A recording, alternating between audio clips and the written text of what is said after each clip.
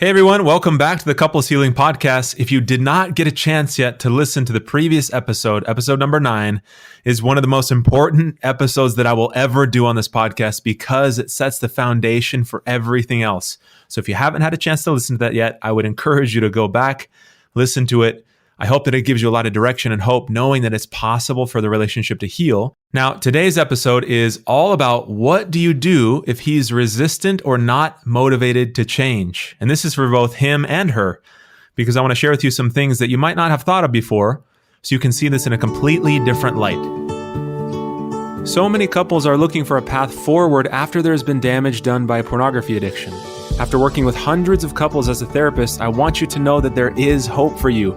Hope for your relationship to become stronger, to rebuild the trust and the connection, and to rid the addiction from your lives permanently. And in this podcast, I'll be sharing with you the tools and the strategies that you need to heal both individually and in your relationship. My name is Sam Tielemans, and welcome to the Couples Healing Podcast. Okay, I want to dive right in. This episode, I was thinking about it not too long ago because I had a handful of people call me who were kind of on the fence. And they knew that this is something they didn't want in their life, but they didn't really feel this motivation or a desire to change. There was a lot of resistance still, but there was enough interest to at least reach out and get information about the process and how I can help. And so I wanted to share this episode because each time this happened, there was much more than met the eye. So, okay, this is what I mean by that. When somebody presents, or let's say somebody's in a relationship, if a wife is in a relationship with somebody where the husband says, I'm not going to do anything, this is not that big of a deal, he resists changing, he minimizes it, he avoids taking action, he's not motivated. Typically when we see this, most people think that this is like, what do you do with that? How do you work with that? If somebody doesn't want to change, what am I supposed to do as a wife? And the same thing is true for him. If he, within himself, feels, I just don't really feel motivated, I don't have a strong desire to change, maybe this isn't that big of a deal, or maybe I can just kind of limp along and I'll get through this, or we can somehow get by in the relationship. It's so critical. So there's two groups of people, but they present with the same type of issue, meaning it's like it's on the surface, right? They look the same on the surface. That's the best way I can say that. There's two groups of people that look the same on the surface, which is avoid, minimize, resist, lack of motivation, right? It's so critical to understand what is beneath that lack of effort and engagement in the process. There's one group of people who this episode is not for, and this whole podcast series really is not for this type of person, where the motivation for the lack of effort, or the reason why they don't feel like there's any effort or engagement, is because they don't feel like it's a problem. They just say, pornography is not an issue. I'm not going to do anything to change it because it's not something that affects me. And if you are affected by this, wife, then you're overreacting. And I'm sorry, because this is just, this is what men do, and I'm not going to change. This episode is not for that group of people. However, there's another group of people which might be bigger than this first one that I just mentioned, but it looks the same. And it's absolutely critical to figure out, when somebody says, I really don't feel like I want to change, or they resist, what is driving that resistance? This struck me so clearly about 6 years ago when I was working at a clinic, and somebody came in from another state. They drove for a few hours to come in, and so when he showed up in session, the first thing he says was just what I was just mentioning, just what I was mentioning to you guys about this idea of, I don't want to change. That was he says, I don't really want to change. This isn't that big of a problem. And so my initial thought was like, okay, like, what are you doing here then? Like, how can I help you? If you don't want to change, but you're here at a clinic that specializes in helping individuals and couples overcome this problem, what can I do for you?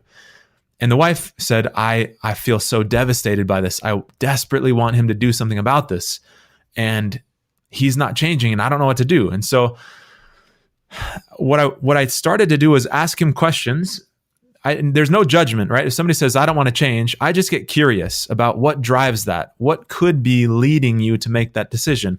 So when I met with him, that's all I did. I was asking questions about, okay, help me understand this. How long has this been going on? What's been the impact in your life?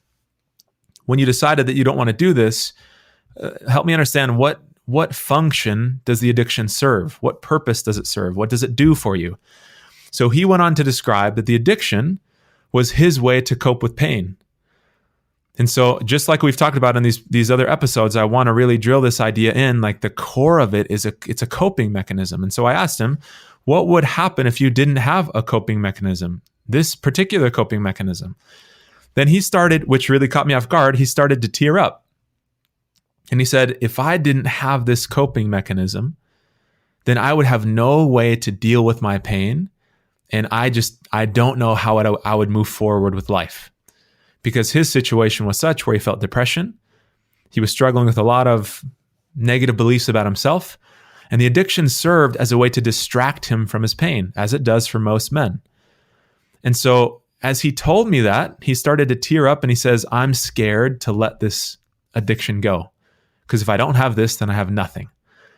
And the instant he said that to me, that was one of the first times that this idea became very clear to me. There's so much more than meets the eye. We have to get underneath the resistance, because if he didn't think it's a problem and he genuinely believed that and he wasn't going to do any work about it, he just says like, sorry, this is what I do and I'm not going to change. Then just the plan of action is different, right? That if I was working with the wife or the couple in that situation, I would say, okay, like we would move forward in a different course of action. So for her, it would involve solely focusing on individual healing. And yes, while I think individual healing is important, even within the couple context, of course, if he's not going to change and she says, I need him to change, or else I don't know what I'm going to do. She then focuses on individual healing. She puts up boundaries in place to protect herself emotionally. And then I would really help her clarify, what does she want to do? And what will you do in terms of like, what will and won't you do in terms of this being the relationship that you're in? What can you tolerate? For some people, they'll say like, this is something that I hate, but I'm not willing to divorce them over. Other people say, I can't stay in a marriage with somebody who is not willing to see this as a problem and make changes to overcome it. And so there's a whole lot of things that you can do, again, in that situation. That's a completely different thread. And it's a different approach, but there's things that you can do. And again, it's just focusing on helping them get clear about how they want to proceed and move forward. The other thing, though, that is underneath resistance is what we were just sharing about this guy who came in. It's fear and it's shame. As a result of the fear and the shame, that's why he's not trying. So the reason why I thought of doing this episode is because, again, I got a call from somebody a few weeks ago, and he's just like, I really want to get this out of my life. This is a problem. And I said, okay, great. Then on our first session, he started to talk about, I actually don't know how committed I am to this process. And then I again, my first thought was like, okay, well, what can I do for you? But as we started doing this line of questioning to help him understand, just being curious, he reveals the same thread, which is, I've failed so many times. I just don't know if this is something that I actually can do. And so what I do is I tell myself that maybe it's not that big of a deal. I tell myself, maybe this is something that I really desire and I want in my life. And I said, that makes sense that you would say those things to minimize the shame or the pain that you might feel if you fall back into old habits. Because if you can just tell yourself and convince yourself, even though it's not really convincing yourself, because you know in your heart of hearts how you feel. So even if you tell yourself, it's not that big of a deal, you try to minimize it, really what you're doing is trying to minimize the pain, which I understand. And for him, when we explored this idea, and I said, well, if you got different tools, then you really could overcome this, and this wasn't a problem in your life anymore. If this mountain of failure didn't continue to stack up, if these failed attempts didn't continue to accumulate, would you want this out of your life? And he's like, well, yeah, of course. I don't want this. This is not something that I want in my life because it's affecting me. It's affecting my spouse. And just the idea for him that trying again could result in another failure, that's what put up this smoke screen of maybe I don't want to overcome this. Maybe I haven't hit rock bottom and I haven't tried hard enough because I don't really care. But the reality for so many men is that that's just not true at all. They're just afraid of taking another step and having it lead to another failure. Because most of the men who are listening to this, my guess is you've tried to overcome this problem countless times, over the course of years of your life. Most people that I work with have been struggling with this problem for years.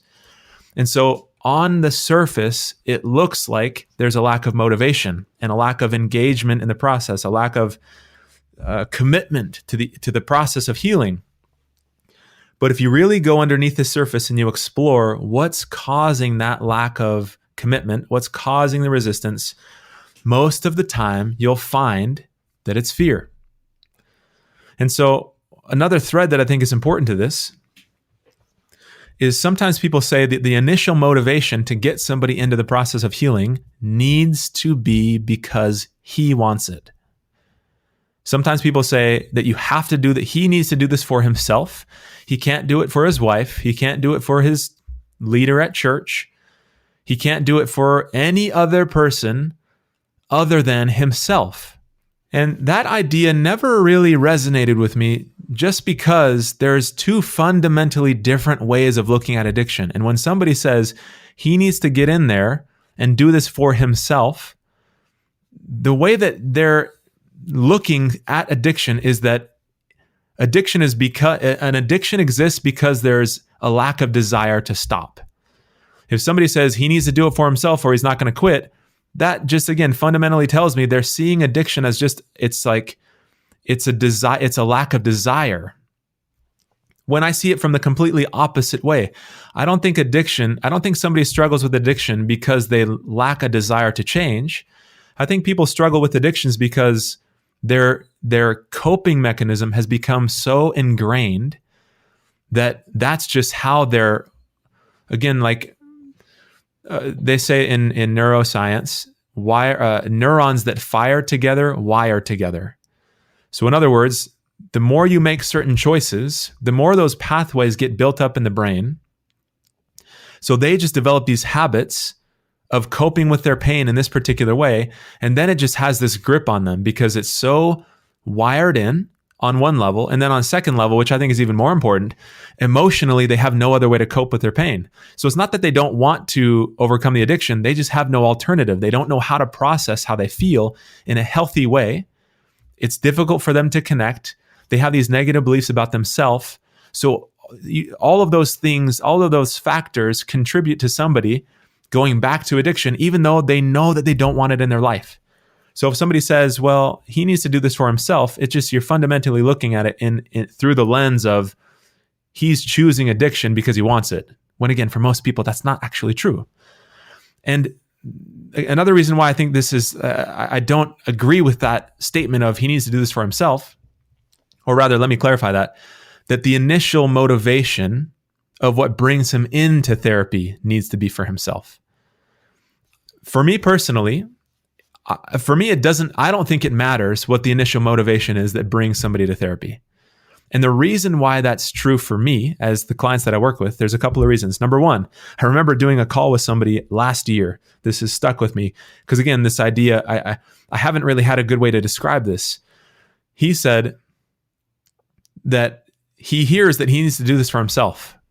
But the problem for him is that he said that he doesn't value himself. So why would he do this for himself when he doesn't see any value in himself? When he said that, the light bulb went on for me. It's like, that's another good reason why requiring that somebody come into therapy strictly for themselves will eliminate a swath of people. It just takes a whole group of people who otherwise would take action, even if it was motivated by, I don't want to lose my wife, or I don't want to lose my kids. If I keep doing this, I'll lose my job. For me, it doesn't matter what the motivation is, because once they come in and they get the tools that they need, it's not the desire that sustains their progress. Some people mistakenly believe that if he's not doing it for himself, then he won't continue to work on it. If he doesn't want it, it's not going to work because he's not going to do it. But the other way of looking at it is, it doesn't take into account the fact that people have fears. They have a track record of failure and inadequacies and a lack of belief that it's possible. They feel shame, and all of this contributes to resistance. So if somebody has to come in because the wife says, I'm not going to stay in this marriage anymore if you're not going to take action. I love you, I care about you, but this is too painful for me. So if you will not take action, as much as I want to stay, I can't. So he says, okay, I've got to get into action. That motivation overcomes the degree of fear that he has, the track record of failure. That fear of loss can get him into action so that he can actually get the tools that heal the core of the problem. So even if initially it wasn't his idea, once he starts to take action, once he starts to heal the core of this, the healing of the problem is what sustains growth. It's not the unwavering desire that he has to overcome the addiction. It's the momentum and healing of the core issue that allows him to sustain his progress. You see what I'm saying? Whenever there's resistance there, or if there's a lack of a desire, it just simply means there's a block there, because who wouldn't want a happy marriage? Who doesn't want to be at peace? And so it's the deeper healing that makes the progress sustainable, not the willpower, not the desire for change. Of course, there needs to be some level of desire. Just like I mentioned at the beginning of the podcast, some people, if they don't have the desire to change because they don't see it as a problem, that's a whole different thing. But if somebody has a baseline level of, I really don't want this in my life, but the motivation isn't quite there to get into action, in my opinion, it doesn't matter what that motivation is, because it's not the desire that sustains progress. It's the healing of the core of the problem. I hope that makes sense. So what do you do? Because I get that there's a lot of women who are listening to this who might have a hard time believing that their husband, who has been resistant to change, at least during points or periods of their relationship, that he's been resistant to change, that he really does care and he wants to overcome the issue. It might be hard for them to believe that, because if that's really all that they've seen is resistance and dragging their feet and just minimizing and avoiding, they're going to say, he doesn't want to do this. I've begged him, I've asked him, I've done everything I can, and he's still not working. So what do you do in this case? How do you know if he actually does care and he wants to overcome the issue? So my response is that you ask him. I would encourage you to have a conversation with your husband, because I shared a story last episode, of the couple who the wife had the same belief. My husband doesn't care. He's not trying. Every time we have a discussion, he minimizes how I feel. He avoids talking about the pain that I'm in, and I'm all by myself. And so the process that I took them through was to help him express how he felt underneath the wall coming up, underneath the shutting down. What was actually happening for him? What was he feeling? And just by helping him express his feelings in a different way, he was able to share with her, I really do care. Honey, when you talk about how bad you feel, I care about you, and it hurts me because I know that I did this. And I feel so awful about myself that it's just so painful for me to talk about it. I want you to feel better. I want to do right by you. I want to have a good relationship with you. But whenever you talk about this, I get overwhelmed and I don't know how to deal with it. And so I shut down. That conversation changed her entire view of him in an instant, because she was so used to him avoiding her pain, which she interpreted, and understandably so, she interpreted that as, he doesn't care about me. But just by helping him identify and express how he felt in clear terms, it completely changed how she saw him. So this is the same thing is going to be true for you. So what I would encourage you to do is have a conversation with him and ask him what's going on underneath the surface. What are the things that contributes to the resistance? So what might that look like? I want to give you maybe some words, because sometimes sometimes it's hard to figure out what do you say that might not, because of course, sometimes these conversations are very sensitive. And so bringing it up at all will cause gridlock or a fight, or, people get disconnected because of this, just bringing up the topic. So I want to give you maybe an example of what you can share to start to try to uncover what is causing this resistance. Because again, there's so much more than meets the eye. So what I would say, if I was in your shoes, this is what I would say. I would even reference this podcast, because now you have like an anchor. You have something you can go back to and say, hey, I learned this thing, or I had this insight was shared with me. So this is what I would say. And I would go to him, like, timing is important.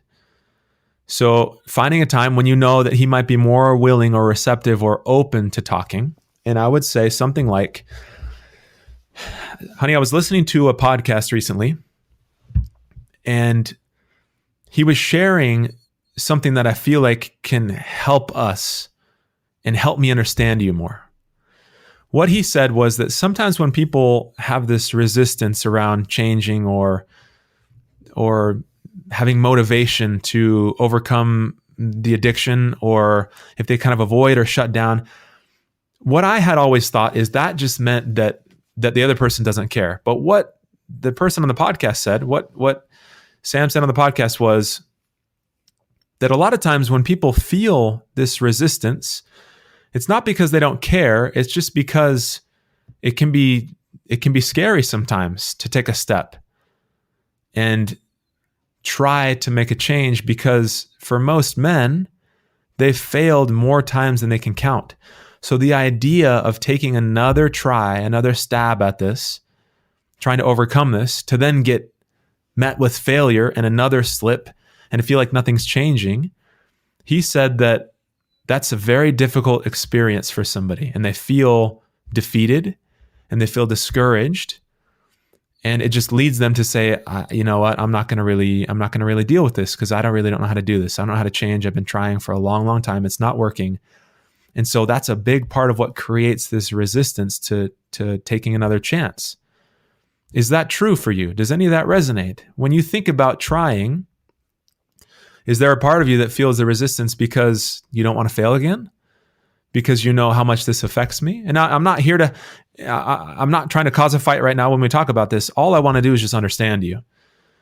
So I just wondered if any of that is true for you. Do you notice any of that fear, or is it scary, or is it difficult? Is it painful? Like, what is it like for you when you try and then you fail again? How does that affect you? And then, stepping out of role play now. Then once he answers, that'll start to give you a window into that conversation. Because my guess is that if you approach it in this way, in a very neutral way, kind of how I tried to model the tone that you can follow, just in a very neutral, I'm just here to understand you. This new insight came out. I'd never seen it in this way. And I just want to see if that's true for you, because I know that you've tried in the past. And I know we get into all these fights because I feel like, I want to see change. And the reason, by the way, I want change is because I care about you. And whenever something like the addiction comes between us, I just feel far away from you. And I want to feel close. And so when I was listening to this podcast, he shared with me this new perspective that I'd never considered before. I just wanted to see if that's true for you. So by doing it in this way, it allows him to, that's a very open forum for him to express, or at least start to express, how he feels. And I would be very, very surprised if he didn't find something in that storyline, in that thread that I just shared, that didn't resonate with him. And once he then says, yeah, I do notice that. Like, I hate failing. I just feel like such a loser. Of course, I don't want to. And then you can even just validate, like, of course, like, nobody wants to feel like a loser. Right? That makes sense why it might be difficult. Or, you'll start to be able to have a dialogue. The more open of a forum, by having a neutral conversation like that, you'll get so much information that then you'll know what to do with. Having a conversation like that leads to them being able to then take the first step. Because if you can come to this common understanding of like, my husband actually doesn't, it's not that he doesn't care about me. He's terrified of failing again because of how bad he feels about himself when he fails. Anybody can understand that, right? Any person can understand failure is painful. Now, that's not a pass to not do anything. Of course, we want him to take action. We want him to take the steps. But the very foundation of being able to move forward, a part of this foundation is having an understanding of where he's coming from. Because once, going back to the story that I shared earlier, and that I also shared in the episode previous, once she understood that her husband cared about her and really did want her to heal, now there was a different there was a different exchange in those moments. There was a different interaction, a different conversation. There was completely different energy. At the end of the session, they were hugging each other. That never would have happened if they didn't get underneath the surface level resistance, avoidance. He doesn't care. It's just understanding what is driving that reaction, because emotion drives our decisions. When we're in a particular emotional state, it leads to certain actions. If I'm feeling scared, I'm going to do something when I'm afraid that I would never do if I was feeling clear and at peace and calm. So we want to just understand what's the emotion behind the action, which helps you to then have that understanding. And that can even lead to compassion, right? Because we can have compassion for somebody who's scared of failing. I'm not saying we have compassion for the behavior of the addiction. We can have understanding for the behavior. We don't give that a pass and say, oh, you're hurting. Okay, yeah, that's fine. Go ahead and do that. No, that's not what we're saying. We can at least have compassion and understand how somebody is feeling. And once you can meet each other on that level, that is the thing that can open up the door to taking a step. This is where I was saying earlier, it goes back to, it doesn't matter what the motivation is. For some people, it might be, I don't want to lose my spouse. For some people, it could be something positive, like I want to get closer. I know this is getting in the way. Because once you take the initial step and you start to heal and you get the tools to change and you do those things in spite of your fears, then you can actually start to see progress. And like I said earlier, the progress is what sustains you. Desire can follow progress. Of course, if he wants to get rid of the addiction, that's going to be a part of it. Even if the motivation of the loss of the relationship actually gets him to take the first step, there is a baseline level of, I want this out of my life too. But again, for so many people, if they don't value themselves, that's just not enough. The fact that they want it out of their lives is not enough sometimes. And that's okay, because we can work with whatever the motivation is as long as they take that first step. And so just to recap all of this, what do you do? I think number one, it can be so crucial and so helpful to have this conversation that I just shared with you. You can use those words, you can use your own words, but that's the general feel of the conversation that will lead to a successful outcome, or you'll have the highest chances of that leading to a successful outcome. Then once you have this baseline understanding, then you can take a step. And for some people, that might be listening to this podcast. For some people, it might be reaching out and getting additional tools by meeting directly and getting the support to work through these issues. Whatever that step is, just by having this understanding creates an openness to take that step. And once you do and you get into action, then you're going to feel more motivation. You're going to feel more excitement. You're going to feel more hope that it's actually possible once you start to see these changes. And again, like I said, that's a big part of what's going to continue to motivate the change and the growth. And while, yes, there's a part of that individual, like, yeah, I want this for me too. Of course, we want that there, but sometimes that's not enough, because sometimes people just don't value themselves enough. Like I mentioned earlier, when I had that call with somebody, he's like, yeah, I want this for me, but that's not enough because I don't see the value in me. So sometimes we need a little more help, and whatever that help is okay. But taking those steps will allow you then to finally solve this problem and heal and come together and leave this in the past so it doesn't continue to follow you around. So if you're listening to this and if this has been helpful, I hope this has been valuable to help you guys see this in a different light, because it's 100% possible for people to heal, even if there's resistance there, and you can just simply follow the thread to understand the why, which then can open up the door to change.